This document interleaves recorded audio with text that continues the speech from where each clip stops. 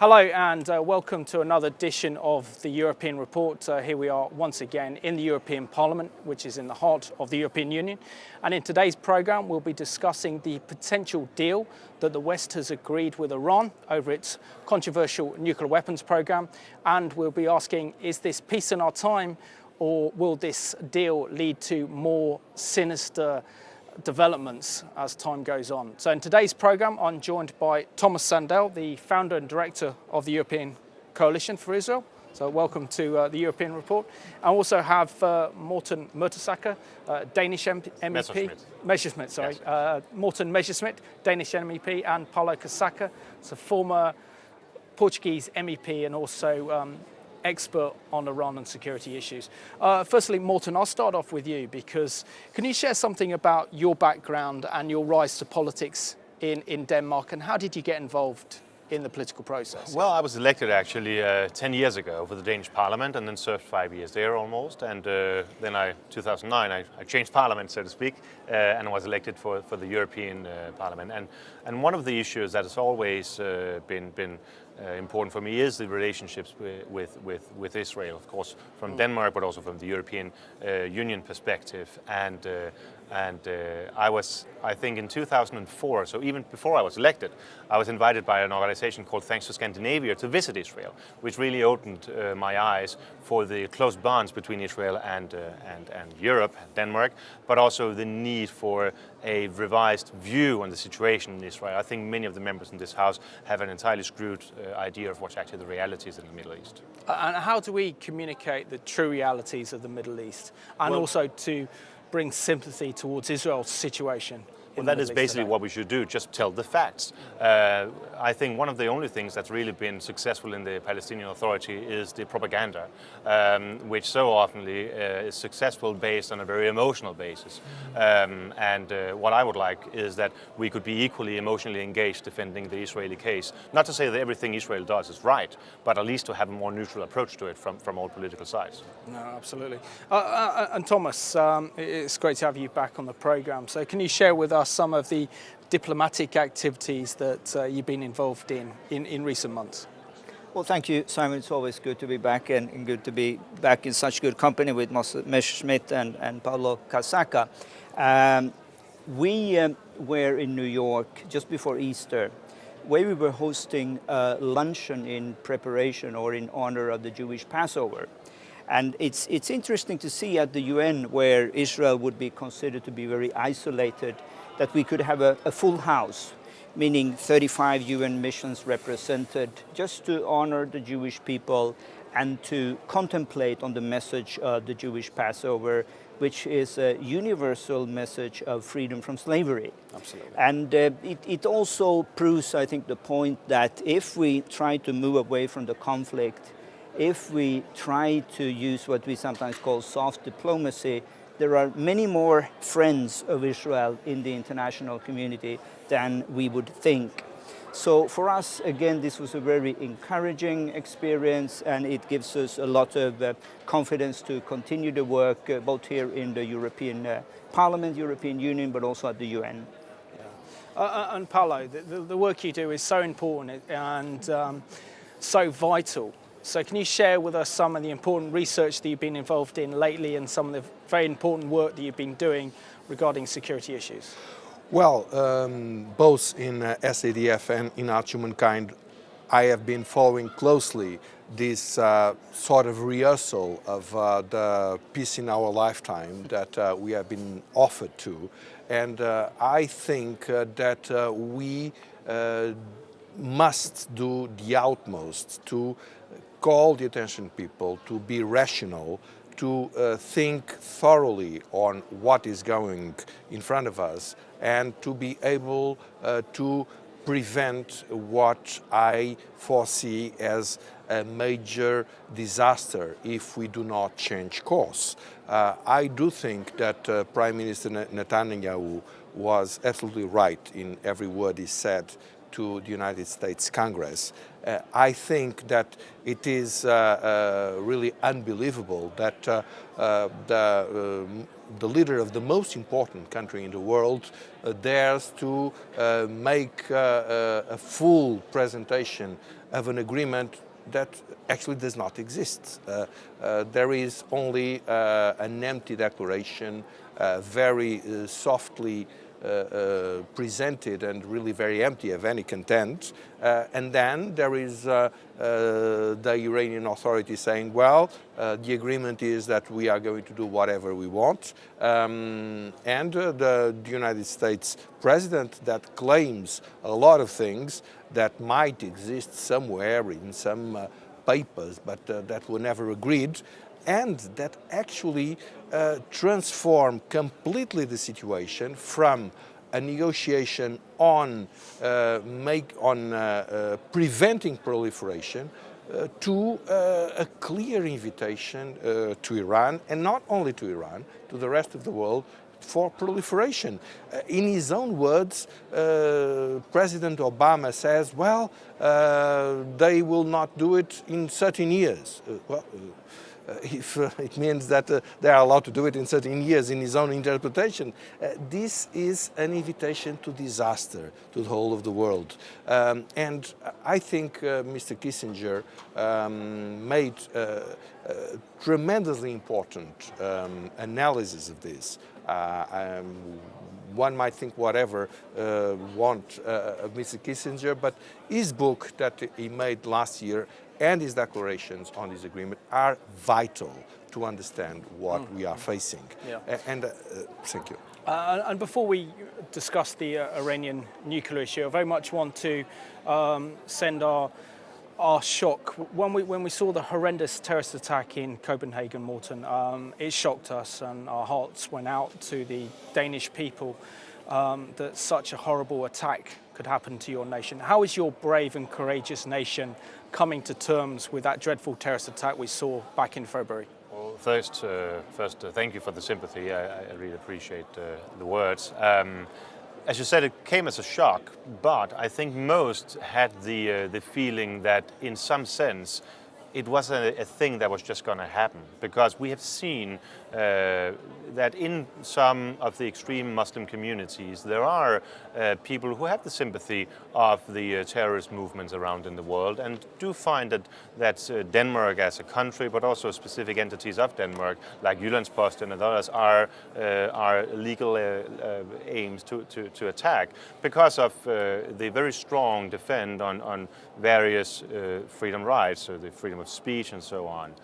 And it's led to a discussion, of course, in Denmark, sadly, but not surprisingly, whether it's worth it to defend these rights. And I think it is. And it is, in this sense, I think that we all in the, I would say, Judeo-Christian civilization, what we normally refer to as the West, should have a pledge not ever to give in on these people. And I think it would be sensible if somebody from the Muslim community would distance themselves more clearly to the terrorists coming from whatever minority groups. There is a tendency for many to say that this has nothing to do with Islam. And I'm quite sure that I know that the vast majority of Muslims, of course, in the world are peaceful and peace-loving people. It's not my point. The point is that just as the Inquisition was a horrible part of Christianity, we need to realize that the Islamic terrorism is a part of Islam. And we cannot minorize that, we cannot distance ourselves from that if the Muslim communities don't want to do that. And that would be a huge step forward, which I hope inevitably will come out of this terror attack in Denmark, so that we can isolate these people and hopefully in the end of whatever time avoid that to happen again. Yeah, let's hope so. And Thomas, I know that the EU announced they were setting up a task force to tackle the issue of anti-Semitism. In the terms of where are we with this EU task force to tackle anti-Semitism? Does it have teeth? Will it tackle the very, very difficult issues in Europe as it relates to anti-Semitism? And will this ultimately mean that the Jewish community here in Europe will feel more protected? Simon, I'm sorry to be disappointed in saying that I don't have very high hopes of this task force. As you know, at this stage, it's only an idea. The reason why I say I'm not very hopeful is that when I see the European institutions trying to make sense of what happened in Paris and Copenhagen, the language that they use clearly illustrates that they haven't been able to identify the problem. So ECI was one of the organizations that were pressing the European Commission to organize a crisis summit to discuss the rise of anti-Semitism in Europe and also to, I would say, the radicalization of Islam. And as a consequence, what happened in Copenhagen and in Paris. But there was a conference just 2 weeks ago. There is a summit expected in October. But when you look at the language, it talks about the threat of radicalization, the threat of fundamentalism, and the need for religious dialogue. There's nowhere in the text the identifying the real threats, anti-Semitism, but also, and I think we should be, in an open society, we should be free to discuss also the problems with Islam today, that what we've seen in Paris, in Brussels, in Toulouse, in Copenhagen, in the list goes on, Kenya, Somalia, the list goes on, has something to do with Islam. That is not to demonize a people group, and I think, but if we don't discuss this openly, what we may see as a backlash is that people will take out their anger on the people, as Morten said, you know, who are to 95% peaceful people who are doing their daily jobs and are contributing to our European societies. So my point is really that we need, in an open society, dare to call a spade a spade. The discussion can still be very nuanced, but we can't, you know, turn a blind eye to what is happening in our societies. Absolutely. And Paolo, I mean, if you consider how many young, impressionable European Muslims have actually gone and joined the Islamic State recently, both in Iraq and Syria, and the fact that their success is breeding more and more of these jihadists who are then coming back to Europe, do you think enough is being done to tackle this problem of jihadis returning from Syria or Iraq to Europe that poses a direct threat to European security? This is a crucial issue. I think that we have to understand that jihadism as an ideology is the problem. And this cannot continue to be forbidden words as they are in the United States. President Obama, actually, he has gone further than most of the already, the political correctness of some people in Europe, and forbid to tackle the problem is this ideology.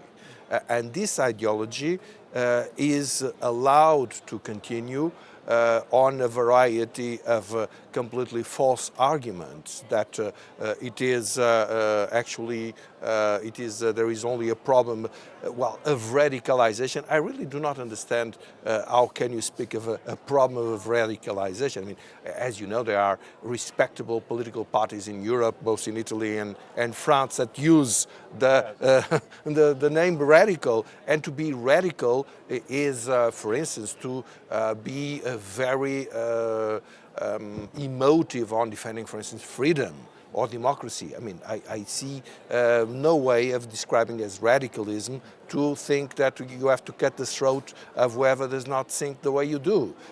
This is completely, why should we describe this as radicalization? It is completely nonsense. There is no strategy to go against jihadism. Jihadism is allowed to prosper, and I think that in Europe, actually, your United Kingdom is one of the most concerning countries where the most outrageous jihadists are allowed to preach the very violent actions. And this is the source of the issue. And we have to understand that the anti-Semitism is a brand of a lot of totalitarian ideologies like Nazism, like jihadism, and it is the most sensitive issue. But it goes after the Jews are taken care of. They don't stop there. Yeah. Morten, I want to bring you on this one.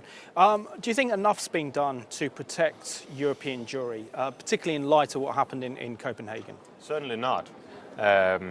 The terror attack in Copenhagen was just another attack in the row, as Thomas mentioned, here in Brussels, where we're sitting now, in all over the continent. This has been happening, and it's like the responsible politicians or our police authorities have been living in some fairy tale dream that they would never come to the next place. The question now, of course, is where is the next place?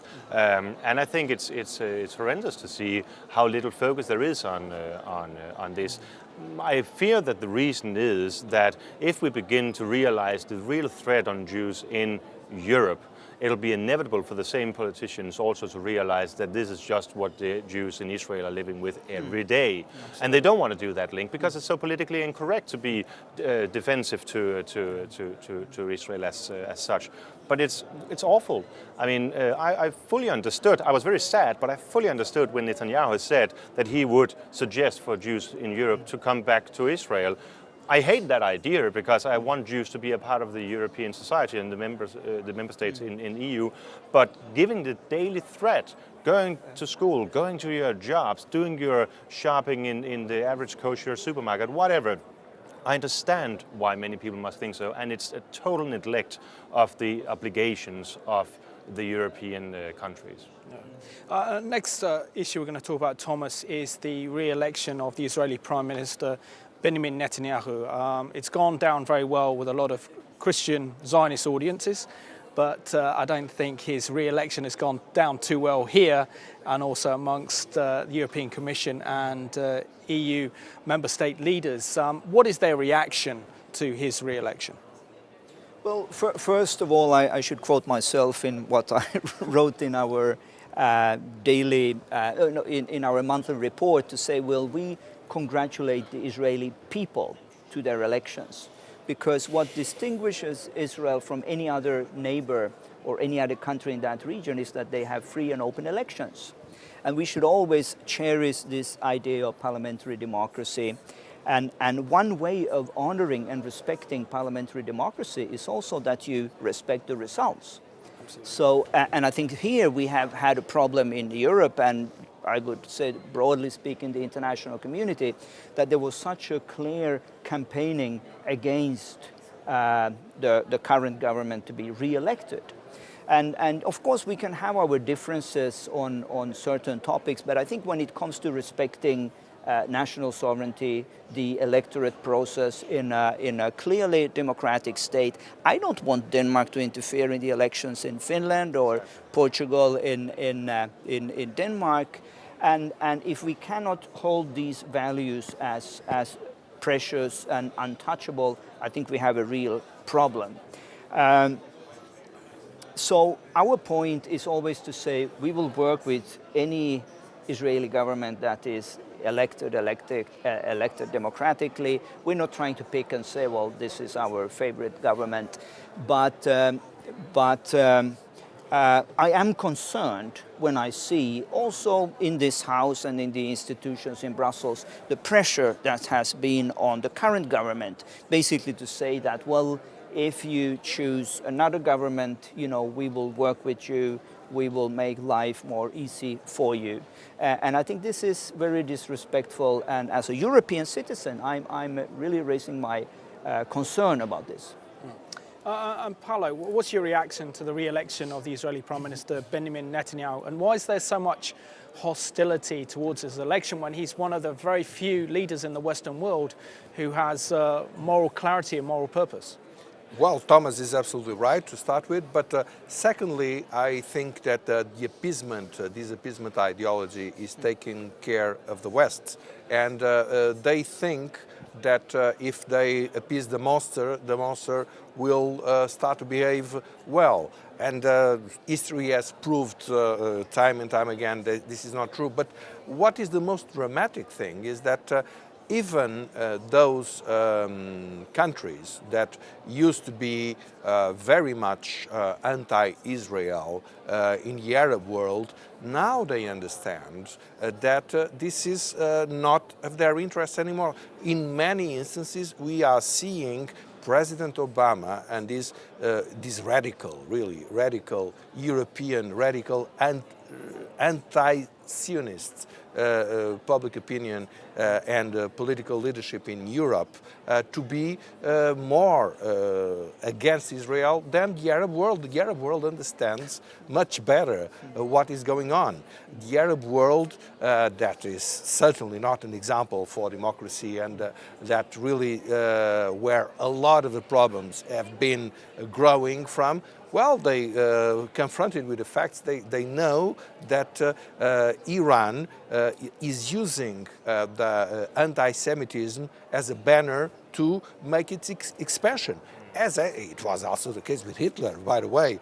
He did not want to only to finish up with Jews. He wanted to go much further, as we know. And this is exactly the same thing, and they are starting to understand this. But this leadership in the West does not get it. It's not getting there. Is completely alien to reality, and is is unable to understand the things at their own dimension. And why do you, for instance, now this issue of the outskirts of Damascus, where the Palestinians were slaughtered by ISIS from one side and the Assad forces from the other, Yarmouk. I mean, it's a case in point. I mean, there was absolutely no action whatsoever from all of those that made flotillas, that have been promoting boycott of Israel, that have been doing their utmost. There was no reaction. So, of course, the issue is not Palestine, is not that there are rights that might not be defended. No, the issue is to go against Israel. And actually, it is more than that. It is because it is to allow jihadists to fulfill their aims. This is what the issue is. And we have to go against it. And Morten, I want to very much bring you on board on this one. Why is it the impression that European legislators only really see Israel in terms of its conflict with the Palestinians and don't see Israel for the vibrant democracy it is, and the fact that Israel is actually a beacon of light in the region, and that Israel should be used as the model example of how the Arab states and other Middle East states should behave and conduct themselves with parliamentary democracy, freedom of speech? It actually does surprise me, because there's been a change, I think, for the past, say, 25 years or so. And it very much, I think, comes from the media. That has a specific agenda. Then you could ask, why is that? And I wouldn't really have a good answer. I can just tell it from various European media. It's French, British, Danish, whatever, Portuguese, and it's sort of the first assumption of anything coming from this region is that the Palestinians are the suppressed and the Jews and Israelis are the oppressor. And what needs to be done about it is, I think Thomas is right about the soft diplomacy. Try to explain, try to bring legislators and opinion makers and debates and so into Israel and actually show what are the realities. Of course, it's not very helpful when you have an administration in Washington which is so ambiguous about Israel, much more than we've ever seen before. That sort of legitimizes, I think, even the unfair critique. So basically there's just to do what we are doing right now and try to explain what is the balanced appeal. And of course, I suppose the biggest news story that's occurred this month is this interim agreement that the 5+1 nations have made, which is the 5 permanent members of the UN Security Council with the Iranian regime over its nuclear weapons program. And it's my observations only, but all this agreement has done is actually bought time. It hasn't stopped the enrichment of uranium needed to produce a nuclear weapon. And according to security experts, under this agreement, Iran could still achieve nuclear breakout in 9 months' time. And European leaders are very happy to embrace this agreement. What do you think are the dangers of this agreement, or do you think this is actually a good agreement the West has reached with Iran? I just say that this agreement, as I read it, if it's at all an agreement, I would rather see some sort of attempted common understanding or whatever it is. This is not really about Iran or Europe or whatever. This is about the time running out for Mr. Obama, having not delivered any of his international priorities when the time he's been the president. So if he just needs one excuse to say this, at least I did, when he's out of the White House, and this is going to be it. So his approach to this was, I just want to have a deal irrespective of the content of it. And there we are. That's what we have. I'm very much concerned about it. I think the lifting of the sanctions is going way too quickly against Iran. I very much fear the inherent trust to the Iranian regime, which is built in here in the expectations of the nuclear facilities and these things. I basically don't think we can trust the regime in Tehran. Paolo made the reference before to Nazism. I think what we 60 years ago fought in Europe against in Germany has many similarities to the regime in Tehran.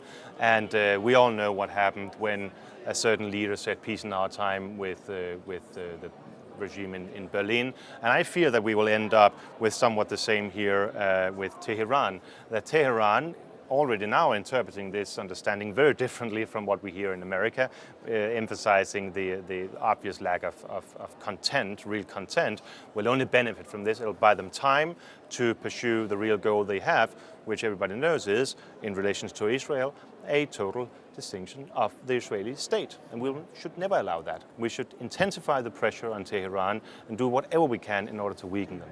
Yeah, and Paolo, I have to bring you on this one as our Iranian expert. No doubt you're going to be very scathing of this deal, so really just break down what this deal consists of and why this is bad news, not only for Israel, but also for the West as well. Well, I think that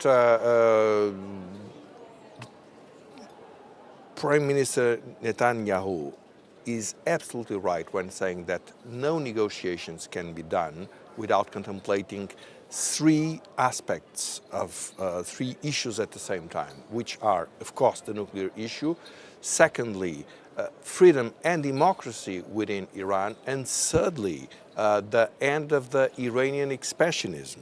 These three issues are absolutely interlinked, and the good agreement, because of course I don't think that we should not negotiate. Of course we can negotiate, but we have to negotiate on the basis of what United Nations decided. We are not going to negotiate on the non-proliferation. We are not going to, should not negotiate on inspections, on principles that are absolutely enshrined in the international community practice. We shall not negotiate to completely undermine the agreements on non-proliferation. We have to negotiate saying, well, these United Nations decisions are clear, and now the question is how you are going to implement it at the same time as you stop your expansionism and you open up society within Iran. The effect, I think that the first impact of this agreement was exactly the ease at which Iran intervened more openly in Yemen. This was, for Iran, the interpretation of this declaration was, we have a green light for going more aggressively in Yemen. And they will do it in Yemen as they will do everywhere else. I have been convinced for a very long time that tactically the objective of the Iranian regime is actually Saudi Arabia, because Saudi Arabia is the great competitor. Saudi Arabia is the key for the oil and gas of the whole of the Gulf, and this is the most important at the world level.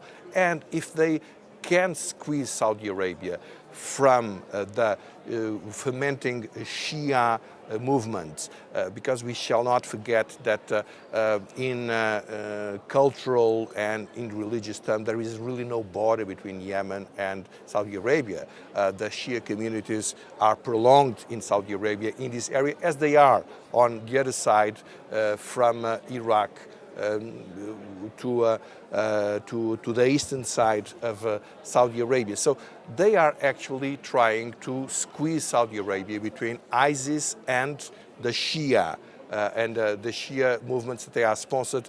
If they happen to liquidate Saudi Arabia, the impact will be tremendous, will be enough. That's what they want.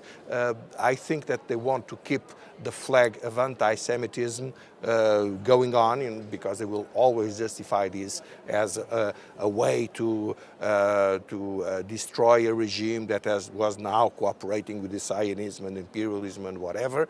But that's what they are aiming at. This is the question of the moment, and the blindness of the United States presidency on this is really absolutely difficult to understand. Yeah. Morten, I know you've got to leave, but can I Yes, just I am, sorry. ask you with just one last question before you've got to go off to important parliamentary business?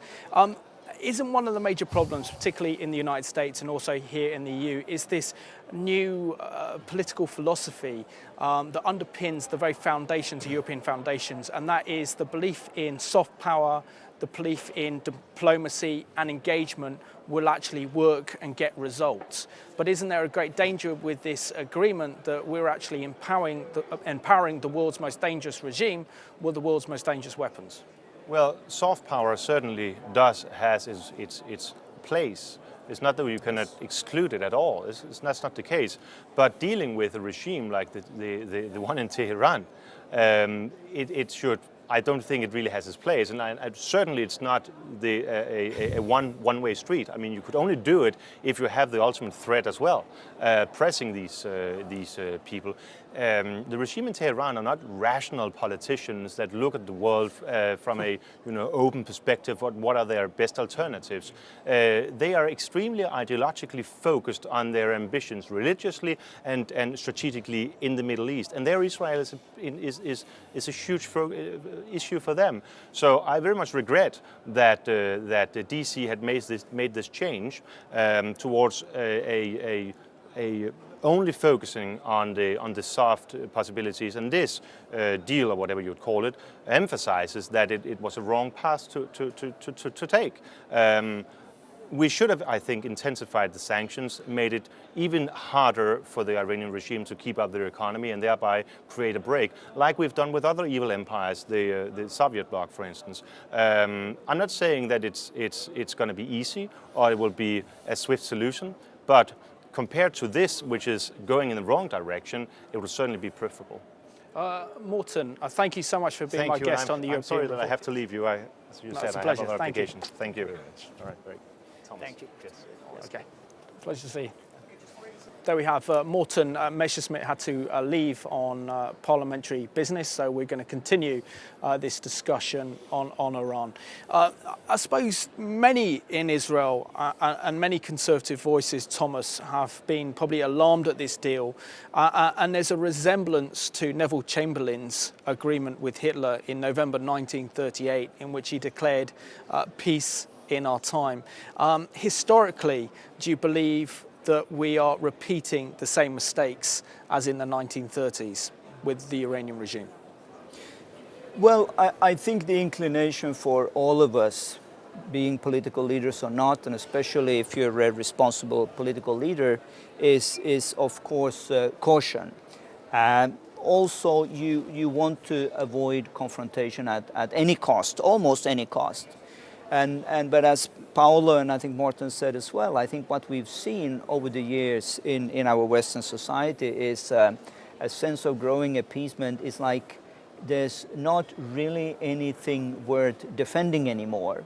So, and this is where it becomes dangerous, and it's a slippery slope where we say, peace at any cost. What we've said repeatedly over the last 3 years, more or less, as we've been discussing this issue, is to say that from the EU side, it should be clearly stated always that every option are on the table. We should never rule out. And I think that's one of the strategic mistakes that the negotiating team did on our side, to basically make it very clear we want to deal at any cost. We want to bring in Iran again into the international community. And it wasn't a clear message to say that, listen, we won't compromise, we will make sure that this deal will work regardless of what the costs are. So again, it has been said many, many times over the last few weeks that we cannot but think of what happened in 1938, and again, these are times when I think, and I would be so happy if I'm mistaken and if I'm completely wrong, but I think we don't have the luxury of being naive. And I am sharing the concern with Paolo and others that this is a bad deal. It's not an agreement, it's more a disagreement. And I think obviously the next few months will be very critical as to will this be a signed deal and what will the final deal look like. Paolo, I mean, security experts have really warned, with this deal in particular, that this still leaves Iran enough uranium to enrich that will actually produce a nuclear bomb, possibly Iran reaching nuclear breakout, meaning they have nuclear weapons in about 9 months' time. In your opinion, what are the implications for the Middle East and the world if Iran reaches nuclear breakout, say, in 9 months' time? Well, Simon, if you allow me just a word on this soft power issue. Yeah, I think sure. soft power is fundamental. But soft power is to bring the Iranian people into the equation, to support the Iranian people, is to say, for instance, that what the regime did immediately after the announcement of the agreement, which was, dozens and dozens of executions in the Iranian prisons, that this is absolutely unacceptable. This is the soft power. The soft power, of course, is not to be nice to Mr. Khamenei, thinking that Mr. Khamenei will stop crying death to America in his sermons on Friday, because he will not. This is not soft power. This is a foolishness. Soft power is something completely different, and it is fundamental, and it should be used, and it has not been used. Getting back to this issue, I think that it's very interesting that we do not have any declaration from the Vienna Atomic Agency. This is because for Vienna it is. It is absolutely unquestionable that it is impossible to see any agreement if you do not start by confessing what you did in the past. I mean, if you cannot review the program, the arms program that you did in the past. And Iran refuses completely to confess whatever. Iran refuses completely to have an open overseeing of what they are doing. And so the basic conditions that have been used for decades are not in reach. And so for Vienna, it's clear that it's not possible. If ever there will be somebody in Vienna that will say yes, it is completely contrary to all of the doctrine, all of the actions that they have been pursuing for decades, because they are very conscious that what Mr. Obama is doing is to say yes to proliferation. And we saw it immediately. Saudi Arabia more or less openly said to Pakistan, well, this is the time now. I mean, we have been supplying you with money and funds so many times. So please now, the bomb, we want to get into want to get in there. And it's absolutely clear that all the other powers that have ambiguous ambitions, like Turkey, will obviously claim the same thing. This is not only the disaster is much bigger than Iran. It is a world disaster. It is to cripple the system that has avoided a nuclear disaster at the global scale. And I think that all of us, we should be conscious of this. When we hear a State Department spokesman referring to Henry Kissinger, well, he has big thoughts. Well, and when he says that, he is not praising. He's not praising Mr. Kissinger. This is a criticism. That Mr. Kissinger has thoughts. We see what is the line of argument. I mean, don't think, don't reason, irrationality is the case in point. And just go with the mood, just pretend, just let your imagination flow. This is the most dangerous message that the political establishment can make. No, that's not the way to act. The way to act is to be realistic. Of course, to make negotiations, obviously, yes. And to use soft power, of course, yes. To say that the alternative is to bomb Iran, we have to understand that this is the reverse. This type of appeasement is an invitation for Iran to step up its expansionist agenda and really increases dramatically the possibilities of conflict. As it did with Hitler, as a matter of fact. I think that, it's very difficult to rewrite history and to think what would he do, but no, I think there is no question to no one that Mr. Chamberlain made a very big incentive for the expansionist agenda of Adolf Hitler with his famous agreement. Yeah, and Thomas, we saw last month the Israeli Prime Minister addressed both houses of Congress in the States, warning that this was a bad deal, trying to get congressional support in opposition to this interim agreement that the United States has been instrumental in signing with the Iranian regime. And in response, according to my notes here, the Obama administration decided to declassify a top secret 386-page Department of Defense document that dates back from 1987, dealing with Iran's nuclear weapons program.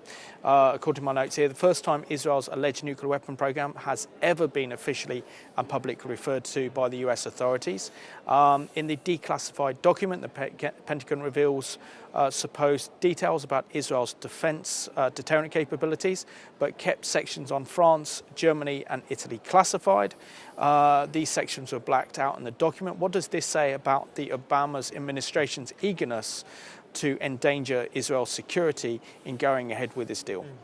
Well, I will comment quite briefly on the US administration and then go to a point which I find fundamentally very important here. But I mean, it's clear to everyone, and we've said it in the program, that what may be different in this situation from many years back is that we don't have a strong ally in Washington anymore. And I think there were many administrations, being Republican or Democrat, where you could always count that there was a solid line of support for Israel, regardless of party affiliation. And I think this is still the case when you look at the Congress and when you look at the opposition, even to the deal which we have right now. So, but when it comes to President Obama, there's something very irrational behavior. I cannot analyze. I think you need to be a psychologist to really read the mind of this man. But I'm obviously worried. What I wanted to come back to is a slightly different perspective, but it still, I think, relates to the parameter of this deal. We are looking at a state here which is not only completely repressive to its own population, and as Paolo mentioned here about the killing of its own population, but it's also a regime which still refuses to accept the fact that Israel has a right to exist. How can you even start negotiations with a state that doesn't apply the most fundamental principles in international relations, being a member state of the United Nations? Obviously, and I think rightfully, the Israeli administration, they raised this level and said, well, can't we bring this into a deal at least to show some goodwill from the Iranian side and say, well, we recognize the right for Israel to exist? No, it was non-negotiable. And I think this should raise the flag to anyone who are studying the deal to say, well, if you can't even, you can disagree and you can still criticize this Jewish state, but you don't even accept the fact that it exists and it has a right to exist. This brings us back, of course, to 1938, with the same reluctance to to accept the Jewish people at that time of being part of our European societies. But still, it's like one of those things you don't want to hear, you don't want to read it, you don't want to see it. But I think, we are fooling ourselves if we can't even agree on the most basic fundamental values there are in international relations, the right to accept the existence of fellow UN member state. So here, this is for me the fundamental problem. And I don't think that this has been raised sufficiently in the debate. And I think it's high time also in this House that someone will speak up and make this point very clear. I think one person has made this point very clear, and that's one of the Republican presidential candidates who has actually declared that essentially that we should not go ahead, the West should not go ahead with this deal with Iran until the Iranian regime recognizes Israel's right to exist. Could I even mention the fact that when it comes to Lausanne and Lake Geneva, there are two interesting historical parallels that I think we can look at. In 1938, we often come back to 1938. What happened in July in 1938 in Evian, on the other side from Lausanne, there was this famous conference called Together by Roosevelt, and it was one of these big questions at the time. Well, what shall we do with the Jewish refugees which are stuck in Austria and occupied, in Germany and occupied Austria? And again, you had the whole international community together. They refused to see what was going on. They refused to confront Hitler in any way. But even worse, they were not able to lend a helping hand and receive these poor refugees. It happened in Evian. What happened in Lausanne in the early 1920s, we should remember this. This was the first time when the Mandate for Palestine was signed into the League of Nations, which clearly said that the Jewish people had a right to their own state. And now in Lausanne, we have a deal which basically is trying to dispute this fact and go back again 90 years and say, no, this is not any longer something that we have to honor. And again, these are things we have to remind our leaders about. An interesting point to bring in, Paolo, on this one is that Israel's former intelligence chief, Amos Yadlin, has warned that if Iran's uranium is not exported and as part of this agreement, then they will achieve nuclear weapons. Isn't this time for the Western world to wake up and our diplomats, our leaders, to understand the implications of what they're doing? Well, perhaps still referring to this issue of the United States, there is this saying attributed to Churchill that basically says, well, we can always trust the United States to do the right thing after exhausting all other possible courses of action. And I think this is my belief. I do trust the United States as perhaps no other country in the world, I have to say. I think in the end, I don't know how, if it's going to be the presidential election, I don't know how. But I do believe that the United States democracy will be sufficiently robust to have an answer and will not allow disaster to happen. But regarding, the technical issues, well, of course that if the Iran keeps its enriching capacity and actually increases it, because the interpretation that was made by the Iranian negotiators was that not only they could keep their old enrichment capacity, but they could increase it through using the modern and more sophisticated uranium enriching machines. And of course, if it is, it will also, if they will not have to export this enriched uranium, they will be much closer. I mean, they are going step after step on the missile part of the issue, which is a fundamental part of the nuclear program. On the weaponization, we do believe that they are working on it. So, of course, that the danger is there. But we have to see that in perspective. We have to see, because we have been confronted with this perspective. Well, Israel, these unclassified documents. Well, Israel's the bomb. Why not this? It's not something like you go to the recreation. Well, this kid has already this toy. Why the other kids should not have the toy as well? Things are not at all like that. We have a country that is using these weapons to prevent its own annihilations for very clear and obvious reasons from one side. And on the other, we have a country where even the so-called moderate Rafsanjani said, well, what's the problem? If we make an exchange of nuclear war missiles, Iran with less 5 million people, that's not a problem, but Israel with 5 million, with less 5 million people will cease to exist. And this has been said openly, and this is what they think. Yeah. So this is exactly what we cannot accept. The weapons, the weapons do not kill people. People kill people with weapons. Yeah. We have to understand this. Yeah. And Thomas, we're down to the last 4 minutes of the programme. I suppose the one thing we have to really raise with this issue is the fact that not only do the Gulf states, Saudi Arabia, Egypt, for example, feel very threatened and concerned with Iran's nuclear weapons. We even had a leading Egyptian TV personality this week has come out and said that he supports Netanyahu, that Netanyahu should trust in God and bomb Iran.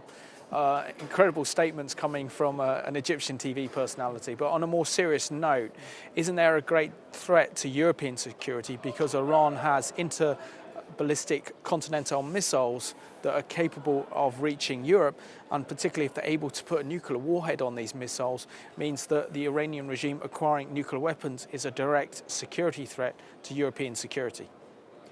I think the answer is obvious, yes, and it still puzzles me why there's not a greater concern in Europe, and the focus seems to be on Israel. And again, Israel is, like Prime Minister Asna said, it's this nation out there fighting our fight, because this should be more than anything else a European concern, and we should be standing up for our values and the fact that we should be able to live in peace and security. So yes, I don't know. Another thing, and I would almost like to turn back to Paolo, I mean, when we look at the Iranian threat again, and sometimes we were discussing comparing it to the situation in the Cold War with Soviet Union, and we said, well, are there similarities? And I think I said at that time that the situation is very different, because even the Soviet communists, they did not have this cult of suicide, where they would say that losing 4 million people was not such a bad thing if you could, at the same time kill your enemy. But here we have an apocalyptic religious cult. And my question is really, and if we have time, even to Paolo representing a little bit more a political class in Europe, are the leaders actually, do they understand the mindset of the people in Tehran? You've got a minute.